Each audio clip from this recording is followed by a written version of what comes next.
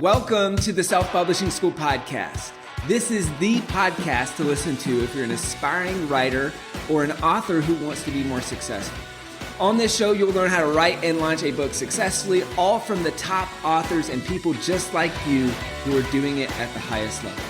I'm your host, Chandler Bolt, the founder of Self-Publishing School, the author of the book called Published, and the CEO of selfpublishing.com. For free training on how to publish a book that sells 10,000 copies, go to selfpublishing.com/free training. Hey, Chandler Bolt here, and joining me today is Rachel Richards. Rachel is the author of two books that have done really, really well. So first book is called Money Honey. The second one is called Passive Income, Aggressive Retirement. Great title. At 27, Rachel quit her job and retired and is now living off of $15,000 per month in passive income. It's probably more than that now that her books have done so well, but that's what's on her Amazon bio. And she's on a mission to empower female millennials to take control of their financial future. So fun fact, Rachel and I met originally way back at, I think it was originally at a How Elrod conference. Yeah, best ever. Right? Yeah. So best year ever conference. And so Rachel read the first edition of Published and used that to, I think, to write and publish Money Honey, which was the first book. That's right. Yep. And kind of a fun full circle moment. We were just talking before the interview. Obviously, if you're listening or watching, you probably know that the brand new edition just came out of Published. So really cool. We're going to be talking about a few things today. So, I mean, how did she use the book to publish her book? How is her book sold so well? She's got over 2,000 reviews cumulatively between her books, maybe some stuff on reviews. I think we might need to get into Instagram, to TikTok, to audiobooks. I mean, there's a lot we can cover. So Rachel, great to have you here. Yeah, thanks, Chandler. I'm excited to talk. So were you already working on your first book when you saw me speak at Best Year Ever? Was it kind of sparked by that? Where was that kind of in your author journey? Yeah, by the time we met, I had already published both of my books. No way. So, okay. Yeah. So I self-published Money Honey in 2017, and it was something I'd always wanted to do. You probably know the statistic better than me, right? Like how many Americans want to write a book? Isn't it 83% or something like that? Something like that. Yeah. Yeah. So many people write a book. And I had this thought, I used to be a financial advisor, and I had this passion of really wanting to help people with their money, but I didn't like the cold calling and the sales aspect of being a financial advisor. So I wanted to figure out a different way to do that. I had this idea of writing a book, but who knows how to write a book, right? I mean, I had no clue what to do. So I searched on Amazon, how to self-publish, how to write a book, whatever. I found your book and I started reading it. And I still have this picture of myself holding the book in January 2017, like holding Published. And being like, okay, this is the day that I'm starting to write my manuscript and I'm doing my mind map and I'm doing everything. And that's when I started writing the draft for Money Honey. No way. Yeah. So that sparked it. And then we ended up meeting it after. So that kind of sparked the book writing journey. You wrote the book, you published them, and then we met. I guess ever. Yes, exactly. Because that was 2019, I think. Yeah. That we met. Yeah. I was so excited to meet you because you'd had such an impact on my life. And I have these two books that bring in, I'm super transparent about my income, so you can ask me about that. But I bring in now between $4,000 and $10,000 a month in profit from my two books. And it's just completely changed my life. Yeah. So we're on that. Where does most of the royalties come from? One book or the other, one format or the other? What does that look like? It's about 50-50. But interestingly, my bookkeeper told me that sales of my second book, which I published 2 years later, have just actually now surpassed sales of my first book, Money Honey, which surprised me. Yeah. Why do you think that is? I don't know. I don't know if it's a more, so passive income, aggressive retirement is more about, achieving financial independence, early retirement. There's real estate investing in there. So I don't know. It's a little bit more advanced. Yeah. I'm not sure why. I was surprised. I think Money Honey is a stronger book in terms of the writing. So we'll see. Maybe you all can read both and tell me which one's better. Yeah. What is one more specific in topic than the other? Is one more broad and one more specific, or are they both pretty specific on topic? Any other differences that you can think of? Money Honey is about personal finance, so budgeting, debt payoff, investing in the stock market. Passive income is basically, here are 28 passive income streams that you can create and how to start building them. Yeah. I feel like they're both sort of general, but my whole writing style is I make these normally complex topics into something that's sassy and fun and simple. So that's how I stand out from other personal finance and real estate investing books. Got it. So you feel like you've got a unique voice and take where that relates to people in a way that if that's the thing, they relate with it and they say, hey, I want to read Rachel's books. If not, then cool. That's covered elsewhere in the finance world. Yeah, exactly. But one thing that I think helped Money Honey succeed is there's thousands of personal finance books, right? Thousands of them. And if you can't articulate why would someone want to buy my book over the thousands that are already out there, you're going to have a really hard time selling it, no matter how well written it is, right? Somebody can write a bad or decent book, and if it's marketed really well, it'll sell. On the other hand, I'm sure there's thousands of books that are really well written and life-changing, but they don't sell well because someone doesn't know how to market it. So with Money Honey, I was looking around and all my family and friends were coming to me for financial advice at the time. And that's what I love to do. And I also began to wonder, well, why aren't they listening to podcasts or reading articles or learning on their own? I mean, that's what I love. And then I realized I had this aha moment and I was like, oh yeah, personal finance is boring, right? For most, it sucks. It's overwhelming. It's intimidating. No wonder people don't like to learn about it. So I thought to myself, how can I make this fun and sarcastic and simple? And that's where the idea came from. So I started writing it immediately. Got it. And then kind of fast forwarding a little bit. So you wrote the book as someone, I mean, I don't think you had a big platform at the time. Now it seems like this has been a big part of building a platform. How did you sell so many copies of the first book? What worked well? I had zero platform. No one knew who I was. I didn't have an Instagram. I didn't have an email list. Yeah, I had nothing starting out. What worked well is I followed your launch strategy and publish. So you laid out a couple different launch strategies. I decided per the recommendation to go with the free launch strategy, which I think is very, very smart for somebody that has no platform starting out. It's hard enough trying to sell something when you have no platform and no trust and credibility. So it makes more sense to give away the ebook for free for the first few days. And then once you do that, and once you get into enough hands, it's going to start to spread word of mouth as long as you've done a good job and you've written a good book, right? So you have to think in terms of the long game, not the short game. Like, yeah, you're giving up book royalties in those first few days, but if you do the launch correctly, that's going to help you gain a lot of long-term momentum and have success in the following weeks and months. So that's what I did. And it worked really well. And here's the other thing I did. You talk about building a launch team. And I'll admit, I was not fully convinced on that I could do this because I didn't know anybody. I didn't have a platform. So I didn't build a formal launch team the way I should have, but I kind of did it accidentally. So here's what I mean. I was in some Facebook groups as a really engaged member, and they weren't necessarily finance related. One of them was more political, but my target audience was in them. My target audience was female millennials. So I was a really engaged member. Every now and then somebody would ask a finance question. And I would jump on the thread and I would say, hey, I'm Rachel. I'm a former financial advisor. Here's what I think. And I would draft out a really long, detailed, helpful response. After doing that enough, people would start to recognize that I was adding a lot of value. And they would tag me whenever someone asked a question in these Facebook groups. They would say, oh, you need to ask Rachel, or, oh, Rachel Richards is your girl. So I gained this credibility and this clout over these months where I was also writing my book. And whenever anybody asked a question, they would tag me, and I became known as this finance guru in these Facebook groups that had thousands of female millennials. So when I had the idea for my book and I went in the group and I was like, hey, you all, I'm thinking about writing this book. What do you all think? And all of these women were like, oh my gosh, Rachel, you have to write a book. You make finance so easy to understand. Like, please write it, take my money, basically is what they were saying. So I did that. I went to these groups and I did polls for my title and my subtitle. I had them help me figure out my cover.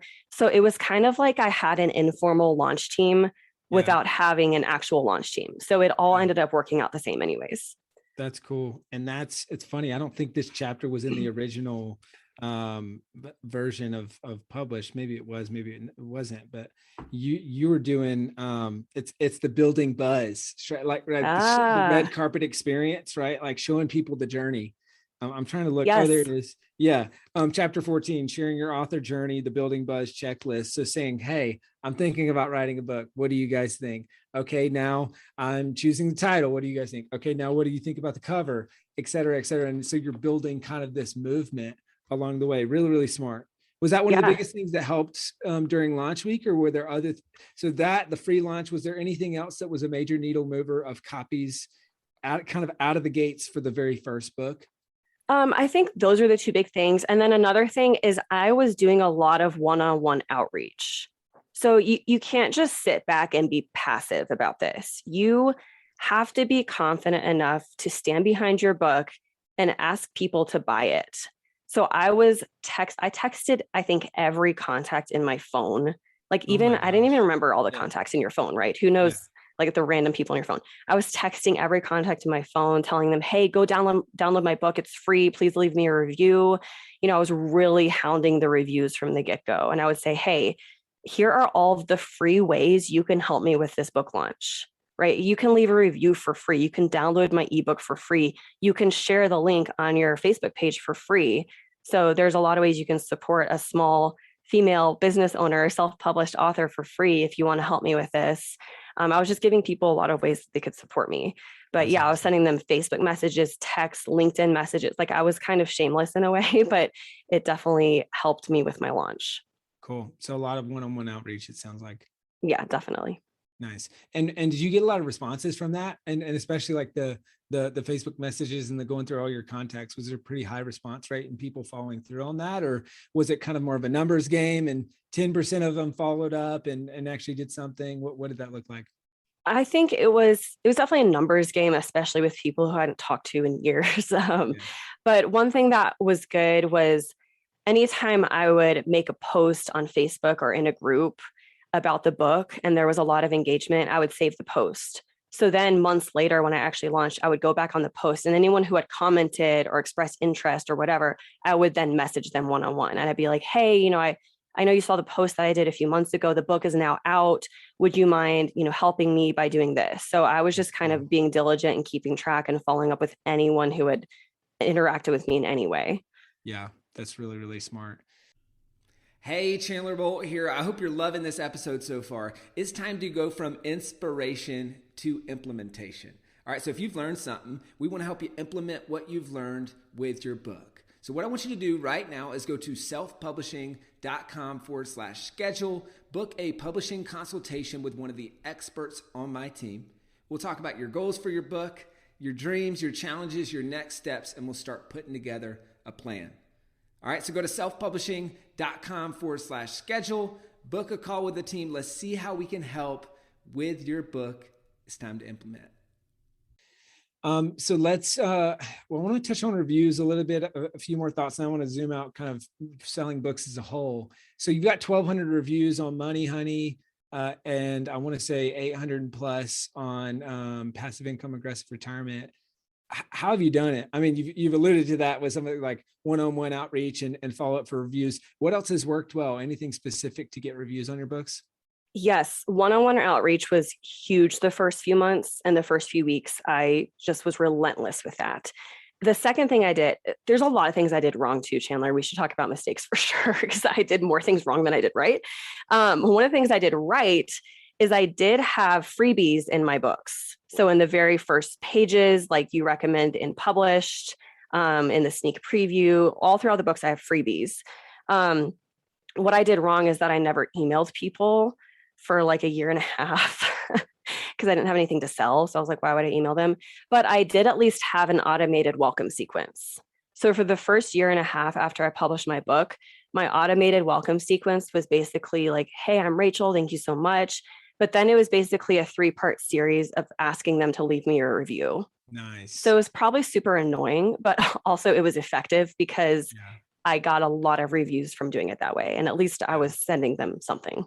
Yeah. That's really helpful. And Yeah. for people who are curious about that strategy specifically, check out chapter 20, page 160. and the new version of Published talks about a review sweeper. So that is really smart, and it's cool to hear it kind of 1, 2, 3, 4, whatever, how many ever years later, because that's the powerful thing about that review sweeper, the automated email sequence, is it just keeps sweeping in reviews week after week, month after month, year after year. So powerful. And by the way, I cannot say enough good things about Published. And you all, Chandler did not ask me to say this, but like anytime somebody asks, how did I self-publish and why are these so successful? I just tell them about your book, Chandler, because it was so good. And it's literally the only thing I did. I didn't have another coach or another course I followed. I just read your book, and now I have these 2 really successful books. So I just wanted to throw that in there. Yeah. Did you tell me somebody, I feel like it was you or someone on my team said there's a page in your book or something that mentions Published. Oh yeah. In Passive Income Aggressive Retirement, I talk about, because part of the passive, I haven't seen it yet. Let me see. Yeah, part of this is the passive income streams, where I talk about how to have a passive income stream from writing a book. Oh, through books. And where is it? I'll have to maybe send it to you after. It's I don't know where it is. Yeah, you can send it to me after. Yeah, for sure. So let's talk. Let's see a few other things on just the book sales side of things. So it seems like your audiobook is done pretty well. I feel like I remember seeing it pop up as suggestions and stuff in Audible. Anything specific that you've done to point people to audiobook sales, and what does kind of audiobooks look like as a percentage of overall royalties for you? Yeah, audiobooks have been amazing. I did not have an audiobook when I first launched my books. I don't know if that was a mistake or not, because obviously people who listen to audiobooks are a huge portion of the segment of overall readers. But it was nice because when I finally released the audiobook for Money Honey, like 2 years after the fact, it was kind of like I got to have another mini launch. Yes. And it was another reason I got to promote and have more excitement. So there's benefits to doing it right away and benefits doing it later. I don't know which one's better, but it's been great. So in terms of the most popular formats, paperback has always been the most popular. And then audiobook is kind of a close second, and ebook just has never performed very well for me. So that's how it's been. Yeah. Why do you think that is? Do you think that's genre specific? Do you think that's how you market it, or something else? I don't know, because I haven't pushed or marketed it one way or another specifically. I haven't really put much into that strategy at all. Yeah. Have you done much with Audible bounties and marketing that at all, or no? No. Have you? A little bit. I'm doing it a lot more now. It just kind of passively happens. And so for those who are listening or watching and don't know, so if someone does an Audible subscription or trial, right? And your book is the first book that they purchase, and then they stick on after that, you get a bounty.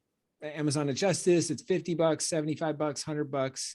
They kind of adjust back and forth. I think the current one is $75 or something about that. But for years, I mean, I've kind of been getting a couple hundred, or in some cases, a few $100 a month on Audible bounties, which, and that's not really aggressively marketing them. But one thing I've done that might be helpful for you, Rachel, as well, because I know you do a lot of social media stuff as well. And so it's set up a short link that's just very easy that redirects to your Audible bounty code.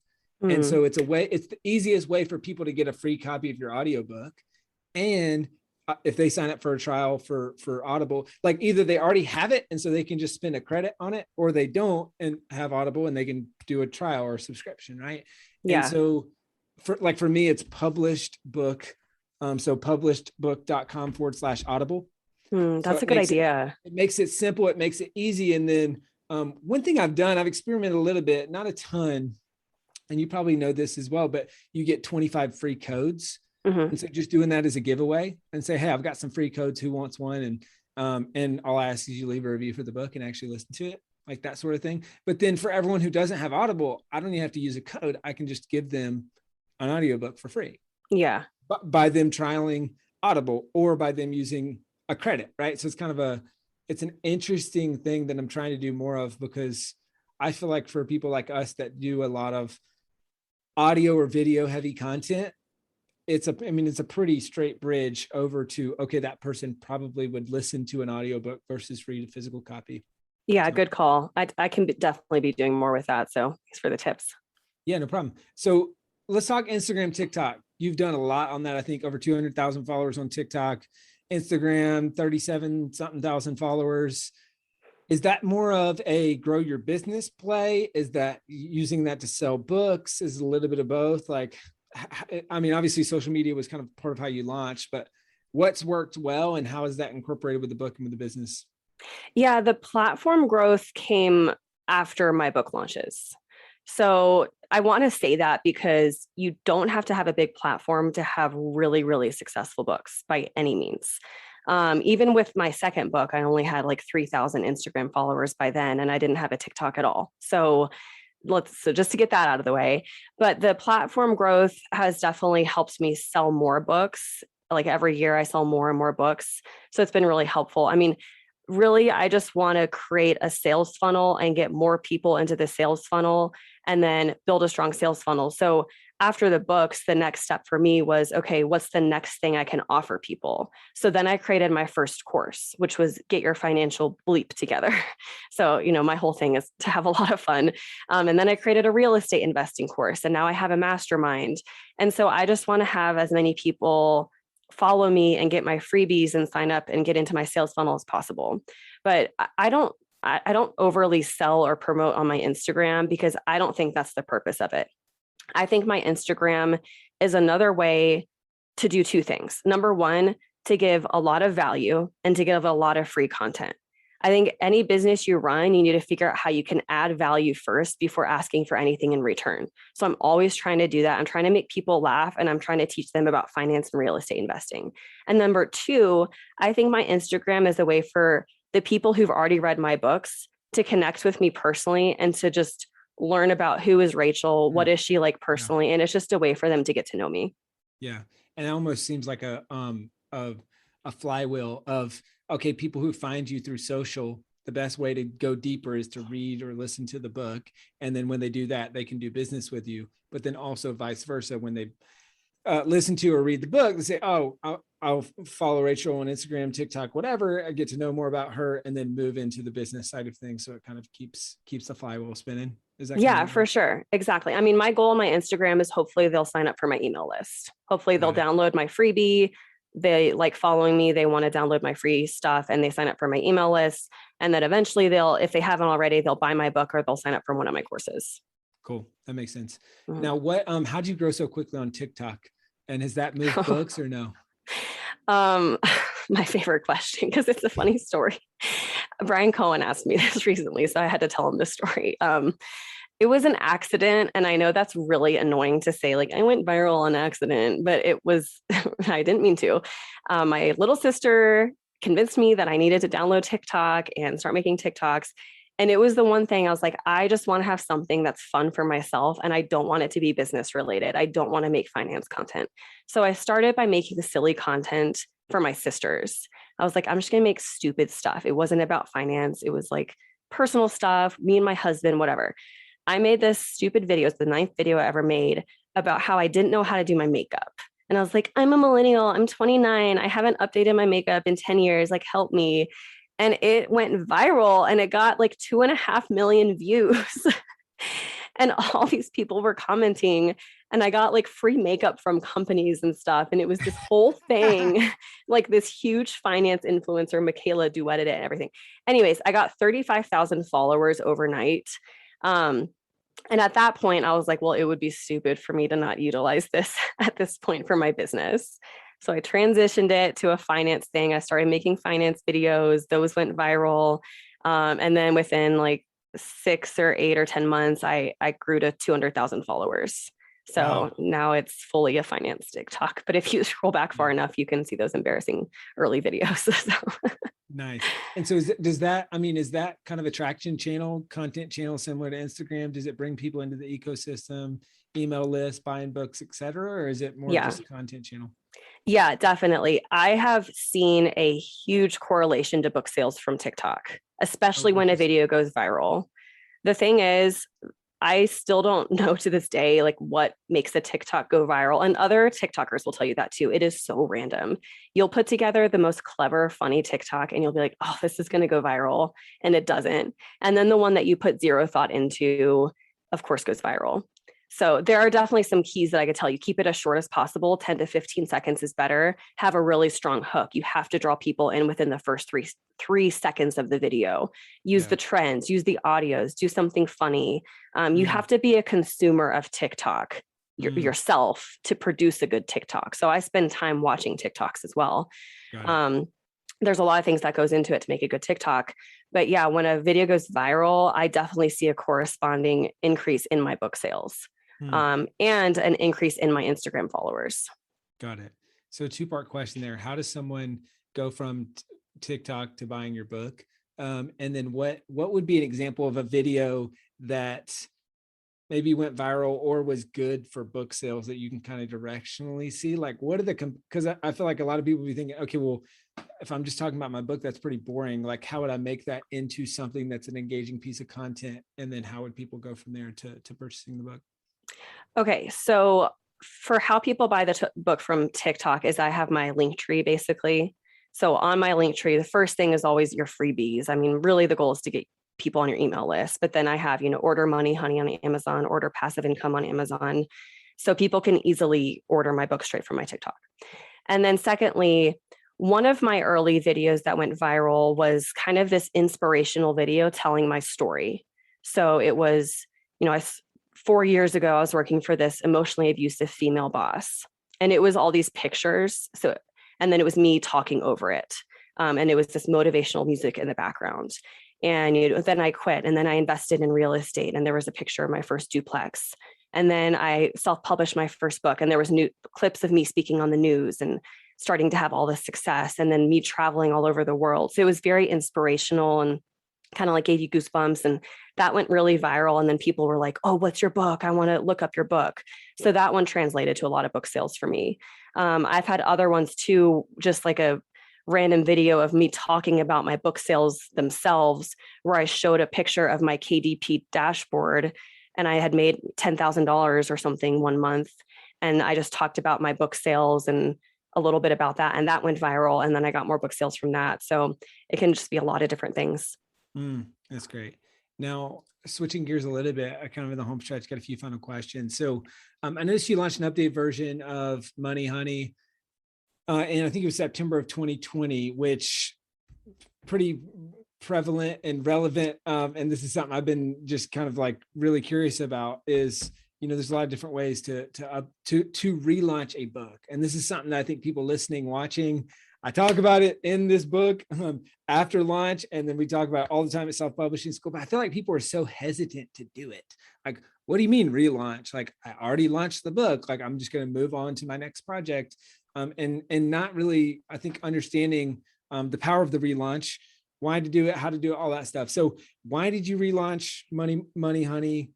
How did it go? And any big takeaways or lessons that you learned in that process? Yeah, that's a great question, Chandler. As my first self-published book, like I said, there was a lot of things I did wrong and a lot of reasons I legitimately had to republish it. One of the biggest mistakes I made when I first published Money Honey is that I did not have my own domain or website set up. So I was using MailChimp's links to gather email addresses, which means I had no control over changing the URL. And it was one of those epurl.com/1EL4H. Like, I don't know what I was thinking, but the amount of people that could not sign up for my freebie was astonishing. I lost so many subscribers because people couldn't type it in correctly. Oh, yeah. And so the URLs throughout the book, it was just a disaster. So I knew that was going to be a problem, like a long-term problem that I needed to correct. Also, I did all of the interior formatting by myself the first time. I do not recommend that. One of my problems is that I'm too cheap. Okay. I am too frugal, and being cheap can cost you a lot more money in the long run. I remember like 12 hours before launch of Money Honey, crying, trying to figure out Microsoft Word style formatting, whatever, trying to get the last of this formatting so I could upload the manuscript on KDP. It was the most stressful week of my life. So you need to hire good people on your team, like a cover designer, interior formatter. editor, all of those people, you cannot do that on your own. Which brings me to the next thing that I did on my own was the initial cover of this. I don't even know if you ever saw it or found it online, but I also designed the initial cover of Money Honey on my own on Photoshop. It honestly was not as bad as some covers I've seen, but part of the problem was that Money Honey was on the bottom. And you want the book title on the top. Yes. It was, the subtitle was on the top and the title was on the bottom, and that was confusing. So like there was just a lot of issues with, I can't believe it did so well in spite of all those issues. It still did so well initially. So there's a lot of things I wanted to correct. I wanted to update a lot of the financial stuff and the statistics, and I wanted to add a forward in. I was still small in my platform, and I thought that having a really, really big finance influencer and another woman could really add credibility to the book. So yeah, it was a good strategic move for me. And it was, again, another reason to have another launch, have more excitement, have more sales, have a really big boost. And I'm really, really happy I did it. Nice. I was going to ask you a follow-up on that. So you had the Ford, I think it was Paula Pant of Afford Anything. Worth it, not worth it, benefits of Afford, and any advice for others who are wanting to maybe get someone to write Afford for their book, how you did it? Yeah, I think that it was beneficial to me because she is so much bigger than me in my space. And I basically made a wish list of, here are the 5 women who I want, because I wanted a woman to write my forward. Here are the 5 on my dream team that I wanted. Paula Pant was number 1. And I had people like Farnoosh Torabi and some other really big names. So I reached out to them and I just agonized over this email and how to write it. And I just wrote, I had been following Paula Pant for years. So it was a very personalized, meaningful email that I wrote to her. And she responded and basically accepted right off the bat. So I was like fangirling. I was like, oh my gosh, Paula's going to write my forward. It was so cool. And, I think one thing that I wish I had done a little bit better was just kind of laid out expectations.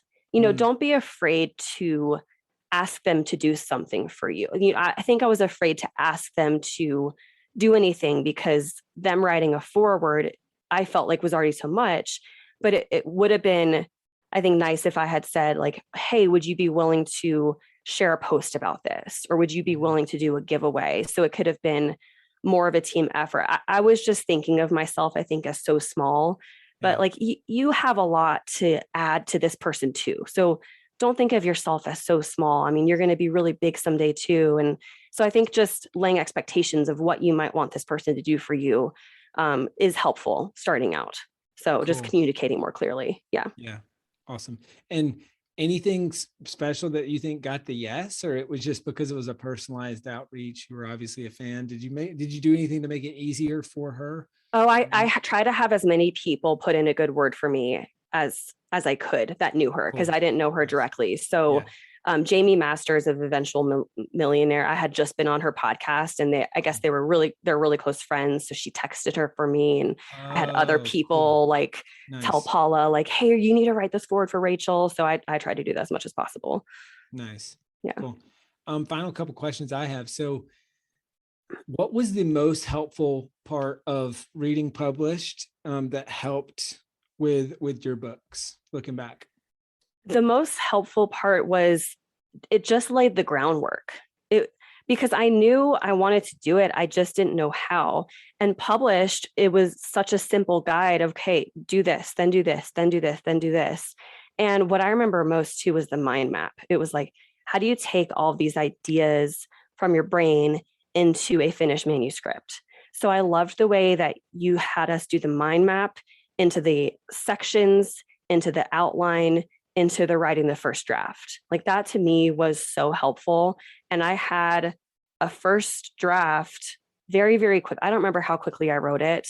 I can talk about imposter syndrome if you want me to, but that was so, so crucial for me just to get pen to paper and to actually make it a reality.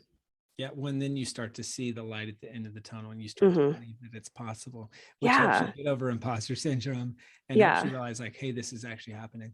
It was so exciting. I remember once I did the mind map and the sort of the sections and the outline, I think the first day I wrote 5,000 words or something. And it was a lot.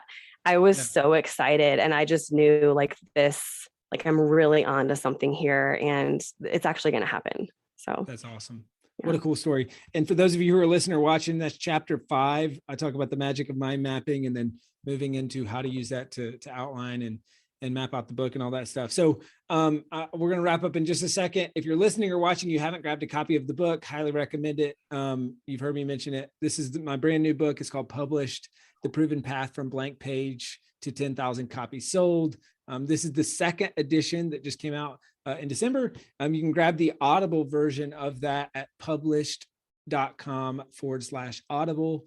I highly recommend that. I read it and tried to make it fun. So go to published.com/audible, grab a copy there. All right. So Rachel, knowing what you know now, if you were to look back, what would be your kind of parting piece of advice for the Rachel from 5 or 6 years ago, or however long ago it was before you wrote your first book, and all the other Rachels who are out there who are thinking about writing their first book? I would just have a lot more confidence in myself. I would have a lot more belief in the outcome and in what I was doing, because in the months leading up to launch were some of the most vulnerable and scary, and I've never doubted myself more in my life. And I think that's how a lot of creators feel and authors feel. And I almost didn't do it. I quit writing Money Honey at one point and had no intention truly of ever picking it back up again. And thank goodness a friend of mine convinced me otherwise, because otherwise I wouldn't be sitting here talking to you right now. Yeah. And at this point, I've sold almost 50,000 copies of my books.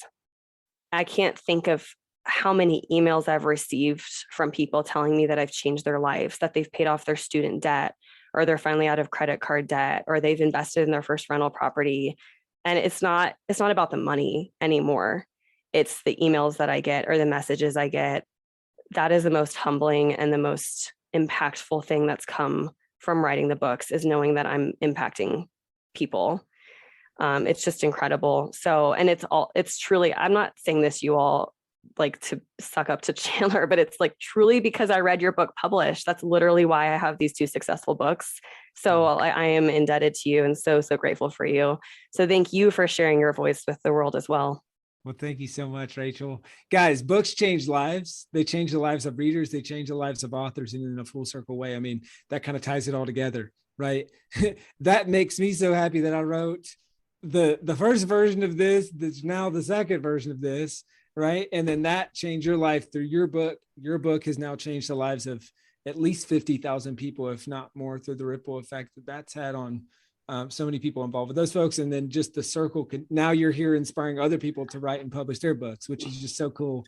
And so guys, if you're listening to this, watching this, Rachel said, have more confidence in yourself. Keep going. It's not a matter of if it's going to get tough, but when it's going to get tough, because it's going to get tough. And hopefully you have that person, that friend in your life, like Rachel did, that says, hey, you need to keep going with this. And there's never going to be a perfect time to get started. You're going to have to get started before you're ready. So grab a copy of the book, read it, start with it. And who knows, maybe a few years from now or a year from now, you'll be on the podcast talking about your book. Rachel, this has been awesome. Where can people go to find out more about you, your business, your books, all that good stuff? Well, thank you. I appreciate that. So my Instagram is Money Honey Rachel. And what I would love to do for your readers, Chandler, is if anyone wants to download my passive income starter kit, I will give that for free. Cool. So you all can go to moneyhoneyrachel.com/passive income to download that. Awesome. Guys, check it out. Check out Rachel's books. Rachel and I are in a race to 2,000 reviews. We're neck and neck right now. Money Honey's like 1,200 something. Published is 1,200 something. We were just joking about that beforehand. So Rachel, you're amazing. Thanks for inspiring me and so many others. Thank you so much. Thank you so much for watching or listening to this episode of the Self-Publishing School podcast. I know there's so many places that you can be spending your time. There's other podcasts that you could be listening to, YouTube channels that you could be watching. So thank you so much. It means the world. Now, I want you to do 3 things right now if you found this episode helpful. All right, number 1, I don't know if you know this, but we've got a YouTube channel. It's a companion channel to this podcast. All the video versions of the episode are on the YouTube channel. So number 1, subscribe to the YouTube channel. Number 2, if you're listening to this podcast wherever, whether this is Spotify, Apple Podcasts, number 2, I want you to subscribe to this podcast right now so you don't miss a future episode. And then number 3, this is probably the most important, leave a review on the podcast. All right, reviews are super important and help this podcast get discovered by other people. So number 3, leave a review on the podcast. Thank you so much. I'll see you in the next episode. If you're on the fence about scheduling a publishing consultation call with my team, maybe you're not quite ready for that, I've got some free training that I think will be really helpful for you. All right, all you have to do is go to register to sign up. Go to selfpublishing.com/free training. When you do, you're also going to get a free digital copy of my new book, Published. And on that training, you're going to learn the next steps, so how to implement with your book. So how to write, how to publish, how to launch successfully. So go to register right now at selfpublishing.com/free training.